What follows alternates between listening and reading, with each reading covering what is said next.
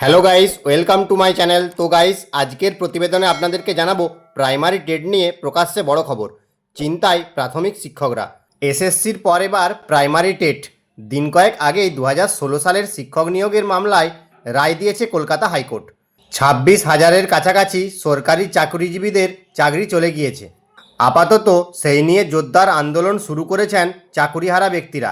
এবার নজর 2017 সালের প্রাথমিক নিয়োগের দুর্নীতিতে বড়সড় অভিযোগ প্রাইমারি টেট নিয়ে। 2014, 2016 অতীত, এবার 2017 সালের প্রাইমারি নিয়োগ নিয়ে খবরের জেরে ঘুম উড়ল শিক্ষকদের। 2017 সালের প্রাইমারি টেট পরীক্ষায় ভুল প্রশ্ন নিয়ে মামলা করা হলো বিচারপতি রাজাশেখর মান্থার বেঞ্চে। গত মঙ্গলবার এই মামলা করা হয়েছে। আপাতত জাস্টিস মান্থা একদিন সময় দিয়েছেন সিদ্ধান্ত গ্রহণের জন্য। সত্যিই যদি প্রশ্নে ভুল থাকে তাহলে সকলকে ওই প্রশ্নের জন্য নম্বর দিতে হবে। সেই কারণেই প্রশ্নপত্রের ভুলের অভিযোগ আরও একবার যাচাই করে নেওয়ার নির্দেশ দিয়েছেন বিচারপতি। Primary TET 2017 update. ইতিমধ্যে 2017 সালের প্রাইমারি টেট নিয়ে ওঠা অভিযোগের ভিত্তিতে বিশেষজ্ঞ কমিটি গঠনের নির্দেশ দিয়েছেন বিচারপতি রাজাশেখর মান্থা।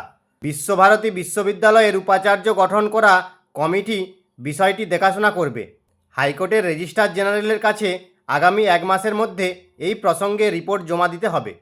ইতিপূর্বে 2014 সালের পরীক্ষার প্রশ্নপত্রে ভ্রান্তি থাকার কারণে বিশ্বভারতী বিশ্ববিদ্যালয়কে প্রশ্নপত্র যাচাই করার দায়িত্ব দেওয়া হয়েছিল। সেক্ষেত্রে 6টি প্রশ্ন ভুল বেরিয়েছিল বলে খবর।